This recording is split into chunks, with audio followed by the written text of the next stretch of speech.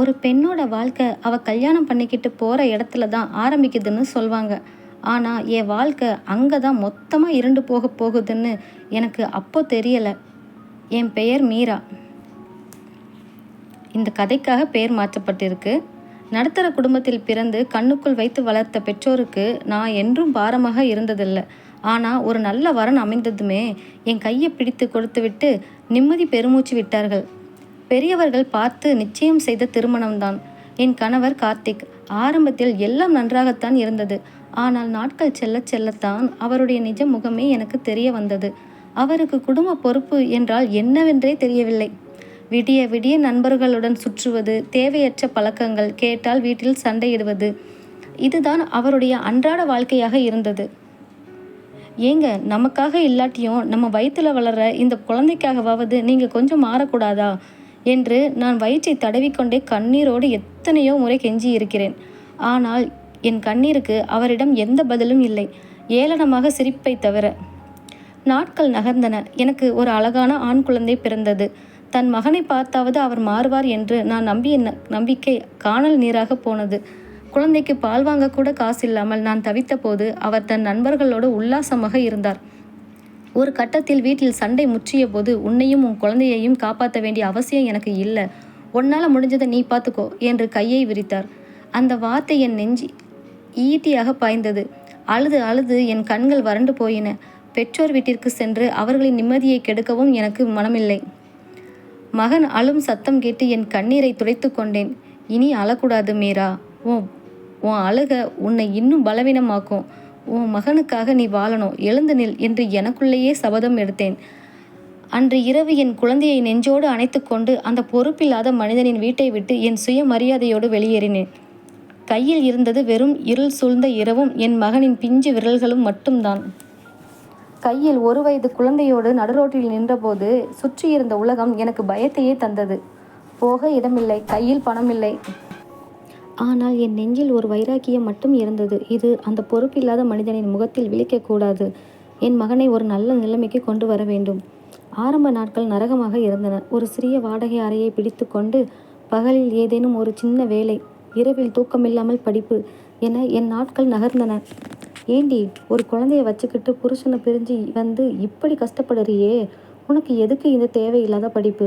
வேற ஏதாவது வேலைக்கு போயிட்டு இருக்கலாமே என்று சுற்றி இருந்தவர்கள் ஏளனமாக பேசினார்கள்.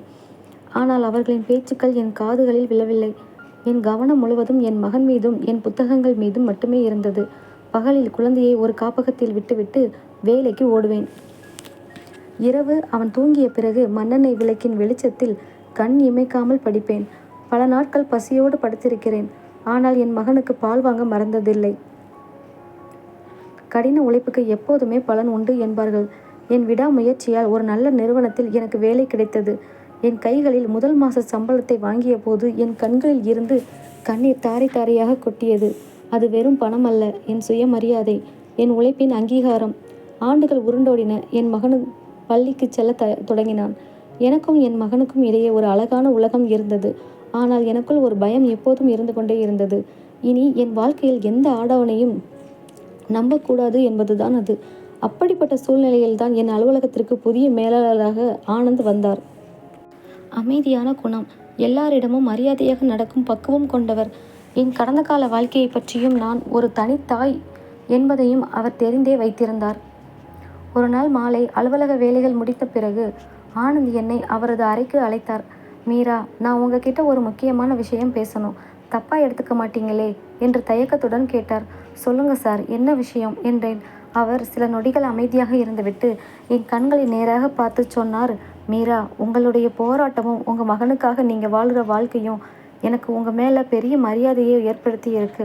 உங்கள் வாழ்க்கையில் மீதமுள்ள நாட்களை என்னோடு பகிர்ந்துக்க சம்மதமா? நான் உங்களை மட்டும் இல்லை, உங்கள் மகனையும் என் சொந்த மகனாக ஏற்றுக்க ஆசைப்படுறேன். அந்த வார்த்தையை கேட்டதும் எனக்கு தூக்கி வாரி போட்டது. என் ஒட்டுமொத்த உடலும் நடுங்கியது. மீண்டும் ஒரு திருமணமா? மீண்டும் ஒரு ஆணை நம்புவதா? என் கடந்த கால காயங்கள் என் கண்முன்னே வந்து நின்றன. ஆனந்த் சார் சொன்ன வார்த்தைகளை கேட்டதும் என் நெஞ்சுக்குள் பழைய நினைவுகள் வந்து பயமுறுத்தின. சார், என்னால் இன்னொருத்தரை நம்ப முடியுமான்னு தெரியலை. முதல் வாழ்க்கையில் நான் பட்ட காயம் இன்னும் ஆறலை. என் மகன்தான் என் உலகம். அவனை யாராவது ஒரு வார்த்தை தப்பாக சொன்னாலும் என்னால் தாங்க முடியாது என்று அழுகையோடு சொன்னேன். ஆனந்த் என் அருகே வந்து என் கைகளை மென்மையாக பற்றி கொண்டார். மீரா, உங்கள் கடந்த காலத்தை மாற்ற என்னால் முடியாது. ஆனால் உங்கள் எதிர்காலத்தை அழகாக்க என்னால் முடியும். நான் உங்ககிட்ட ஒரு கணவனாக வர்றதை விட உங்கள் மகனுக்கு ஒரு நல்ல அப்பாவாக இருக்கத்தான் ஆசைப்படுறேன். எனக்கு கொஞ்சம் காலம் கொடுங்க. என் அன்பை நீங்கள் புரிஞ்சுக்குவீங்க என்றார். அவர் சொன்னபடியே அடுத்தடுத்த நாட்களில் என் மகன் மீது அவர் காட்டிய அன்பு என்னை உருக வைத்தது. அவனுக்கு பாடம் சொல்லி கொடுப்பது, விளையாடுவது என ஒரு சொந்த அப்பாவை விட மேலாக அவனை கவனித்து கொண்டார். என் மகனும் அவரை அப்பா என்று அழைக்கத் தொடங்கிய அந்த நொடியில் என் மனதில் இருந்த பயம் மொத்தமாக மறைந்து ஒரு தாயாக என் நெஞ்சம் நிறைந்தது. பெரியவர்களின் சம்மதத்தோடு எங்கள் திருமணம் எளிமையாக நடந்தது. என் வாழ்நாளில் நான் இழந்த மொத்த மகிழ்ச்சியும் பாதுகாப்பும் ஆனந்தின் வடிவத்தில் எனக்கு கிடைத்தது. நாட்கள் நகர எங்களுக்குள் ஒரு அழகான பெண் குழந்தை பிறந்தது. எனக்குள் ஒரு சின்ன தயக்கம் இருந்தது. புது குழந்தை பிறந்த பிறகு என் முதல் மகன் தனிமைப்படுத்தப்பட்டு விடுவானோ என்று ஒரு தாயாக என் மனம் பயந்தது. ஆனால் ஆனந்த் என் பயத்தை முற்றிலுமாக உடைத்தெறிந்தார். அலுவலகத்தில் இருந்து வந்ததும் முதலில் ஓடிப்போய் என் மூத்த மகனைத்தான் தூக்கி நெற்றியில் முத்தமிடுவார். அவனுக்கு தேவையான அனைத்தையும் பார்த்து பார்த்து செய்வார். 2 குழந்தைகளுக்கும் ஆடைகள் வாங்குவதில் இருந்து முத்தம் கொடுப்பது வரை எதிலுமே அவர் ஒரு சிறிய வித்தியாசம் கூட காட்டியதே இல்லை. மீரா, 2 பேருக்குமே நம்ம குழந்தைகள்தான். இவன் நமக்கு வாழ்க்கையை கற்றுக் கொடுத்த மூத்த மகன், அவன் நம்ம வாழ்க்கையை அழகாக்க வந்த மகள் என்று ஆனந்த் சொன்னபோது என் கண்களில் இருந்து ஆனந்த கண்ணீர் வழிந்தது. ஒரு பொறுப்பில்லாத மனிதனால் கைவிடப்பட்டு கண்ணீரோடு நின்ற எனக்கும் என் மகனுக்கும் இன்று ஒரு தெய்வமே துணையாக வந்தது போல் ஆனந்த் கிடைத்திருக்கிறார். கடந்த காலத்தின் வழிகள் எல்லாம் இன்று என் குடும்பத்தின் புன்னகையில் மறைந்து போனது. வாழ்க்கை சில சமயம் எல்லாவற்றையும் பறித்து கொண்டது போல் தோன்றும். ஆனால் நாம் நம்பிக்கையோடு உழைத்து நேர்மையாக வாழ்ந்தால் நாம் இழந்ததை விட பல மடங்கு சிறந்த ஒன்றை இறைவன் நமக்கு கண்டிப்பாக தருவான். பெண் குழந்தை பிறந்த பிறகு என் மனதில் ஒரு இனம் புரியாத குற்ற உணர்வும் பயமும் நிழலாடி கொண்டே இருந்தன. எத்தனையோ குடும்பங்களில் சொந்த குழந்தைகளுக்கே பாரபட்சம் பார்ப்பாங்க. அப்படி இருக்கப்போ என் மூத்த மகனை ஆனந்த் சார் கடைசி வரைக்கும் அதே அன்போடு பார்த்துக்குவாரா? ஒருவேளை அவனுக்கு விவரம் தெரியும் போது இவர் என் சொந்த அப்பா இல்லையோன்னு நினச்சி அவன் மனசு உடைஞ்சு போயிட்டா நான் என்ன செய்வேன்? இந்த கேள்விகள் இரவில் என் தூக்கத்தை கெடுத்தன. என் மகன் தர்ஷனுக்கு இப்போது 5 வயது. தங்கை பாப்பாவை அவனுக்கு உயிர். அவளை தொட்டிலில் இட்டு ஆட்டுவதும் அவளது பிஞ்சு விரல்களை பிடித்து விளையாடுவதும் அவனது தினசரி வழக்கமாக இருந்தது. ஒரு நாள் எங்கள் வீட்டின் முன்னால் தர்ஷன் விளையாடி கொண்டிருந்தான். அப்போது அக்கம் பக்கத்து வீட்டு பெரியவர்கள் சிலர் பேசிக்கொண்டிருந்த வார்த்தைகள் என் காதில் விழுந்து என் இதயத்தை சுக்குநூறாக உடைத்தது. என்னதான் இருந்தாலும் இந்த மீரா கொடுத்து வச்சவ தான். ஆனால் பாரு, இப்போது அவளுக்கு ஒரு பொண்ணு பிறந்தாச்சு. இனிமே இவ வீட்டுக்காரரு தான் சொந்த பொண்ணைத்தான் கவனிப்பார். இந்த மூத்த பையன் ஓரங்கட்டப்பட போகிறான் பாரு. பெத்த அப்பனே பார்க்காதப்ப அடுத்தவன் எப்படி சீராட்டுவான்? அவர்கள் பேசியது என் மகனின் பிஞ்சு காதுகளிலும் விழுந்துவிட்டது. அவன் கையில் இருந்த பொம்மையை அப்படியே கீழே போட்டுவிட்டு கண்கள் கலங்க அழுது கொண்டே வீட்டிற்குள் ஓடி வந்தான். தன் அறைக்குள் சென்று படுக்கையில் முகத்தை புதைத்து கொண்டு விம்மி விம்மி அழுதான். நான் அவன் அருகே ஓடிச் சென்று, என்னடா தங்கம், ஏன் அழுகிற என்று கட்டி பிடித்தேன். அவன் தன் கண்ணீரை துடைத்து கொண்டு, அம்மா, எல்லாரும் ஏம்மா அப்படி சொல்லுறாங்க? அப்பா இனிமே என்னை காய்ச்சல் வந்தால் கூட ஆஸ்பத்திரிக்கு கூட்டிகிட்டு போக மாட்டாரா? எனக்கு பிடிச்ச பொம்மை வாங்கி தர மாட்டாரா? நான் அப்பாவோட நெஜ பையன் இல்லையாம்மா என்று விம்மினான். அவன் கேட்ட அந்த கேள்விக்கு என்னிடம் பதில் இல்லை. என் நெஞ்சு வெடிப்பது போல் இருந்தது. அவனை அப்படியே அணைத்து கொண்டு நானும் கதறி அழுதேன். என் கடந்த காலத்தின் சாபம் என் மகனின் பிஞ்சு நெஞ்சில் இப்படி ஒரு காயத்தை ஏற்படுத்தும் என்று நான் நினைக்கவில்லை. அதே நேரம் அலுவலகத்தில் இருந்து வீட்டிற்குள் நுழைந்த ஆனந்த் எங்கள் இருவரின் அழுகை சத்தத்தையும் கேட்டு அதிர்ந்து போனார். நேராக ஓடி வந்து எங்களை அணைத்து கொண்டார். என்ன மீரா ஆச்சு? தர்ஷன் குட்டி ஏன் அழுகிறீங்க என்று பதற்றமாக கேட்டார். நான் நடந்தவற்றை விம்மல்களுக்கு இடையே சொல்லி முடித்தேன். அதை கேட்டதும் ஆனந்தின் முகம் சிவந்தது. கண்கள் கலங்கின. அவர் தர்ஷனை தன் மடியில் தூக்கி அமர வைத்து கொண்டார். அவனது கண்ணீரை தன் கைகளால் துடைத்துவிட்டு நேராக அவனது கண்களை பார்த்து சொன்னார்,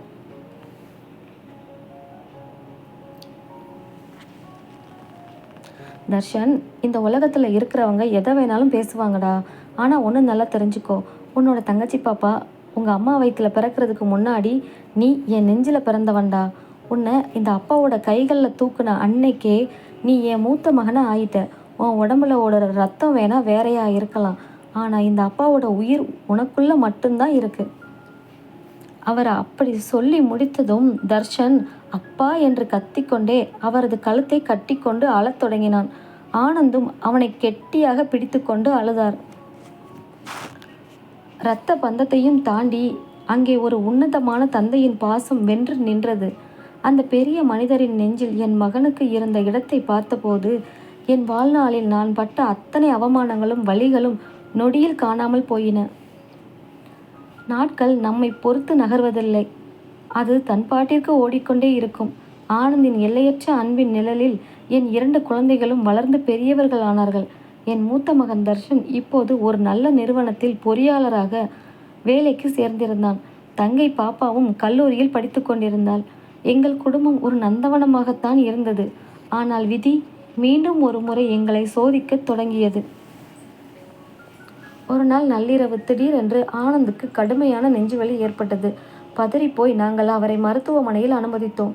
தீவிர சிகிச்சை பிரிவின் வாசலில் நானும் என் மகளும் கைகளை கட்டிக்கொண்டு கண்ணீரோடு நின்றிருந்தோம். கடந்த காலத்தில் ஒரு முறை அனாதையாக நின்ற எனக்கு இன்று என் வாழ்வின் ஒட்டுமொத்த பாதுகாப்பாக இருக்கும் ஆனந்திற்கு ஏதாவது ஆகிவிடுமோ என்ற பயம் என் உயிரை குடித்தது.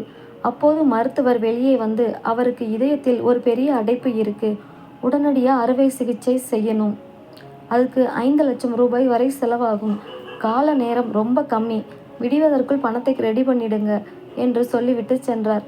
அந்த வார்த்தையை கேட்டதும் என் காலடியில் இருந்த பூமி நழுவியது. 5 லட்சமா? இந்த நள்ளிரவில் நான் எங்கே போவேன் என்று தெரியாமல் மருத்துவமனை சுவற்றில் சாய்ந்து கதறி அழுதேன். என் மகளும் என்னை கட்டிக்கொண்டு அழுதாள். அப்போது அலுவலக வேலை விஷயமாக வெளியே சென்றிருந்த தர்ஷன் பதற்றத்தோடு மருத்துவமனைக்குள் ஓடி வந்தான். அழுது கொண்டிருந்த எங்களை பார்த்ததும் அவனுக்கு விஷயம் புரிந்துவிட்டது. அவன் என் அருகே வந்து என் தோள்களை பற்றி குலுக்கினான். அம்மா, ஏன் அழுகிறீங்க? உங்க தர்ஷன் இருக்கேம்மா. உங்க தாலி பாக்கியத்தை, என் அப்பாவோட உயிரை நான் அவ்வளவு சீக்கிரம் விட்டு கொடுத்துடுவேனா? அழாதீங்கம்மா என்றான். அவன் நேராக மருத்துவமனை கவுண்டருக்கு சென்று தன் வங்கிக் கணக்கில் இருந்த அத்தனை பணத்தையும் அவனது அவசர கால சேமிப்பையும் மொத்தமாக கட்டினான். பற்றாக்குறை இருந்த பணத்திற்கு நள்ளிரவு என்றும் பாராமல் தன் நண்பர்களிடம் கையேந்தி விடுவதற்குள் மொத்த பணத்தையும் தயார் செய்து ரசீதை என் கையில் கொடுத்தான். அறுவை சிகிச்சை வெற்றிகரமாக முடிந்தது. சில மணி நேரங்களுக்கு பிறகு ஆனந்த் மெதுவாக கண்களை திறந்தார். அவசர சிகிச்சை பிரிவிற்குள் தர்ஷன் மட்டுமே முதலில் சென்றான். மயக்க மருந்தின் வீரியத்தில் இருந்த ஆனந்த் தர்ஷனின் கைகளை பலமாக பற்றி கொண்டு, தர்ஷன், உங்க அம்மாவையும் பாப்பாவையும் நல்லா பார்த்துக்கோடா, ஒருவேளை நான் என்று தழுதழுத்தார். தர்ஷன் உடனே ஆனந்தின் வாயை தன் கைகளால் மூடி அவரது மார்பில் முகத்தை புதைத்து கொண்டு ஒரு சிறு குழந்தையைப் போல கதறி அழுதான். அப்பா, என்ன வார்த்தை பேசுகிறீங்க? அன்னைக்கு நான் அழுதுட்டு நின்னப்போ என் நெஞ்சில் பிறந்தவன்டா நீன்னு சொல்லி என்னை உங்கள் மடியில் தூக்கி வச்சிங்களே, அன்னைக்கு எனக்கு நீங்கள் கொடுத்த அந்த அன்புக்கு முன்னாடி இந்த 5 லட்சம் வெறும் தூசிப்பா. என் உடம்புல இருக்கிற ரத்தத்தை மொத்தமாக கொடுத்தாவது உங்களை காப்பாற்றுவேன். ஏன்னா நீங்கள் இல்லைனா இந்த தர்ஷனுக்கு முகவரியே இல்லைப்பா என்று அவன் அழுத குரல் அந்த அறை முழுவதும் எதிரொலித்தது. வெளியே நின்று இதை பார்த்து கொண்டிருந்த எனக்கும் என் மகளுக்கும் கண்ணீர் கட்டுக்கடங்காமல் வழிந்தது. குருதி பந்தம் இல்லாத ஒரு தந்தை விதைத்த தூய்மையான அன்பு இன்று ஒரு மகனின் வடிவில் பாசமாக அறுவடை செய்யப்பட்டு அந்த தந்தையின் உயிரையே மீட்டு கொண்டு வந்திருந்தது. குணமடைந்து வீடு திரும்பிய பிறகு எங்கள் குடும்பத்தில் நிம்மதி மீண்டும் துளிர்விட்டது. தர்ஷன் தன் தந்தையை ஒரு குழந்தையைப் போல பார்த்து கொண்டான். ஆனால் விதி தன் வஞ்சக ஆட்டத்தை இன்னும் முடிக்கவில்லை என்பதை நாங்கள் அறியவில்லை. ஒரு நாள் மாலை ஆனந்த் மற்றும் என் மகள் வெளியே சென்றிருந்தனர். வீட்டில் நானும் தர்ஷனும் மட்டும்தான் இருந்தோம். அப்போது வீட்டின் அழைப்பு மணி ஒலித்தது. தர்ஷன் போய் கதவை திறந்தான். வாசலில் 50 வயது மதிக்கத்தக்க அழுக்கான தோற்றமுடைய ஒரு மனிதன் நின்று கொண்டிருந்தான். அவனது கண்கள் போதையிலும் ஏமாற்றத்திலும் மிதந்தன. யார் வேணும் என்று தர்ஷன் கம்பீரமாக கேட்டான். அந்த மனிதன் தர்ஷனை உற்று பார்த்துவிட்டு ஒரு விகாரமான சிரிப்பை சிரித்தான். என்னடா, பெத்த அப்பனையே அடையாளம் தெரியாத அளவுக்கு இந்த சொகுசு வாழ்க்கை உன்னை மாத்திருச்சா? நான் தாண்டா உன் அப்பன் கார்த்திக் என்றான் உரத்த குரலில். உள்ளே சமையலறையில் இருந்த நான் அந்த பெயரை கேட்டதும் கையில் இருந்த தட்டு கீழே விழுந்து நொறுங்கியது. என் உடம்பெல்லாம் நடுங்கியது. 20 வருடங்களுக்கு முன்னால் உன்னையும் உன் குழந்தையையும் காப்பாற்ற முடியாது, போடி வெளியே என்று கையை விரித்த அதே நபர் இன்று தன் சொத்துக்கள் சுகங்கள் எல்லாவற்றையும் இழந்து நடுத்தெருவில் நின்று கொண்டு என் வாசலுக்கு வந்திருக்கிறான். நான் பதற்றத்தோடு ஓடி வந்து, எதுக்கு இங்கே வந்தீங்க? உங்களுக்கு இங்கே என்ன வேலை? வெளியே போங்க என்று கத்தினேன். ஏய் மீரா, மெதுவா பேசு. உன் புருஷன் இன்னும் சாகலை. அன்னைக்கு ஏதோ கோபத்தில் உங்களை விட்டுட்டேன். ஆனால் இன்னைக்கு என் பையன் லட்சமாக சம்பாதிக்கிறான்னு கேள்விப்பட்டேன்.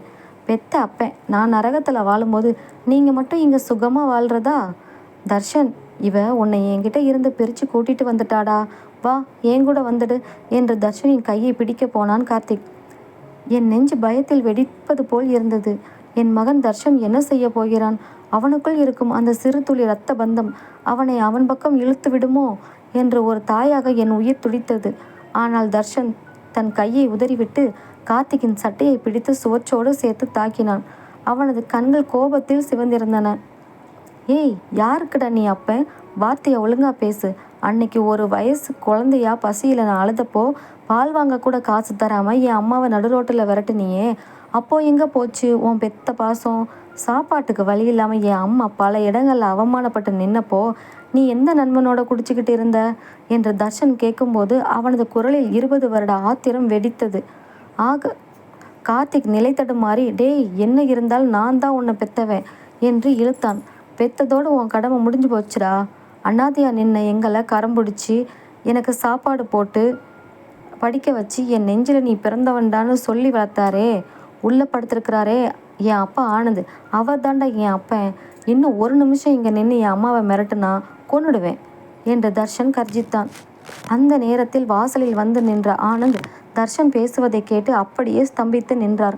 தன் வளர்ப்பு மகன் தன் மானத்திற்காக, தன் பாசத்திற்காக இப்படி சண்டையிடுவதைக் கண்டு அவரது கண்களில் கண்ணீர் பெருகியது.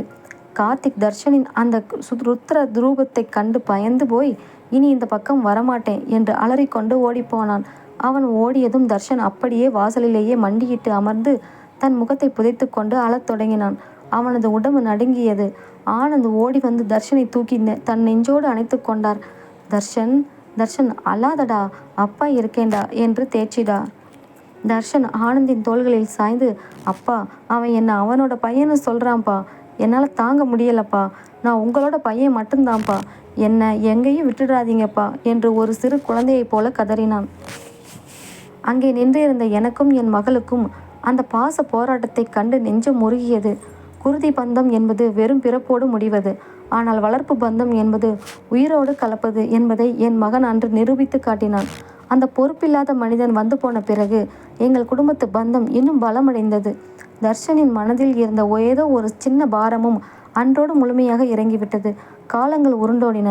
தர்ஷனுக்கு ஒரு நல்ல குடும்பத்தில் இருந்து வரன் அமைந்தது.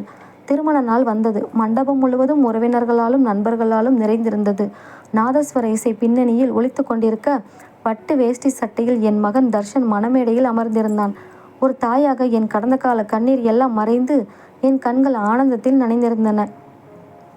முகூர்த்த நேரம் நெருங்கியது. அப்போது தாலி எடுத்து கொடுக்கும் அந்த புனிதமான தருணம் வந்தது. பெரியவர்கள் எல்லோரும் மணமகனோட அப்பா அம்மா முன்னாடி வந்து நின்று தாலியை எடுத்து ஆசீர்வாதம் பண்ணி கொடுங்க என்று மைக் மூலம் அறிவித்தார்கள். நானும் ஆனந்தும் மேடைக்கு செல்ல எழுந்தோம். ஆனால் ஆனந்த் திடீரென்று என் கையை பிடித்து தடுத்தார். அவரது கண்கள் கலங்கி இருந்தன. மீரா, நான் மேடைக்கு வரல, நீ மட்டும் போய் தாலியை எடுத்துக்கொடு என்றார் தழுதழுத்த குரலில். எனக்கு அதிர்ச்சியாக இருந்தது. என்னங்க சொல்கிறீங்க? நீங்கள் இல்லாமல் எப்படி? நீங்கள் தானே அவனுக்கு எல்லாமே என்றேன் பதற்றத்தோடு. இல்லை மீரா, அன்னைக்கு அந்த கார்த்திக் வந்துட்டு போனதில் இருந்து என் மனசுக்குள்ள ஒரு சின்ன தயக்கம். ஊர் உலகம் என்ன பேசும்னு எனக்கு தெரியும். பெத்த அப்பா இல்லாத மேடையில் அடுத்தவன் நின்று தாலி எடுத்து கொடுக்குறான்னு யாராவது ஒரு வார்த்தை பேசுனா கூட அது நம்ம தர்ஷனோட கல்யாண சந்தோஷத்தை கெடுத்துடும். அவன் நல்லா இருக்கணும் மீரா. நாம் இங்கே கீழே இருந்தே அவனை ஆசீர்வாதம் பண்ணுறேன் என்று ஆனந்த் தன் பாசத்தினால் பின்வாங்கினார். அவர் பேசியது மணமேடையில் இருந்த தர்ஷனின் காதுகளில் விழுந்துவிட்டது. அவன் சட்டென்று மேடையை விட்டு கீழே இறங்கி வந்தான். மண்டபத்தில் இருந்த எல்லோரும் அதிர்ச்சியோடு தர்ஷனை பார்த்தார்கள். தர்ஷன் நேராக ஆனந்தின் முன்னால் வந்து நின்றான். அவனது கண்கள் கலங்கி இருந்தன. என்னப்பா சொன்னீங்க? நீங்க வரமாட்டீங்களா? இந்த உலகத்துல எல்லாரும் பெத்த பிள்ளைக்கு தான் கல்யாணம் பண்ணி வைப்பாங்க.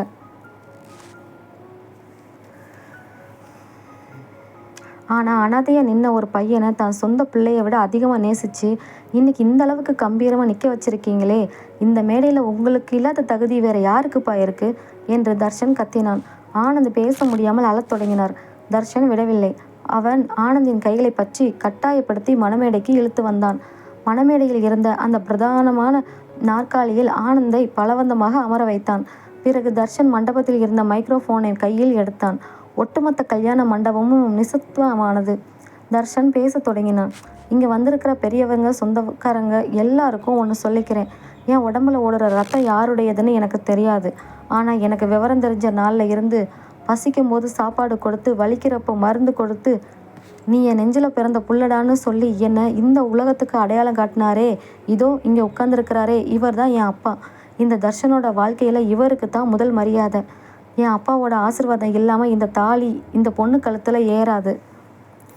தர்ஷன் பேசி முடித்ததும் மண்டபத்தில் இருந்த அத்தனை பேரும் கண்களிலும் கண்ணீர் வழிந்தது.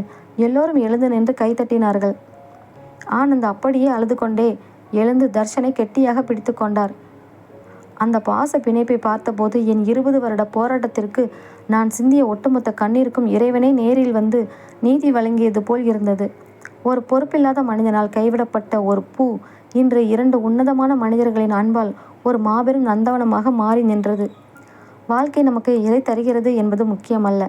நாம் காட்டும் தூய்மையான அன்பும் உழைப்பும் நேர்மையும் நம் வாழ்க்கையை எப்படிப்பட்ட உன்னத இடத்திற்கும் கொண்டு செல்லும் என்பதற்கு என் வாழ்க்கையை சாட்சி. தேங்க்யூ.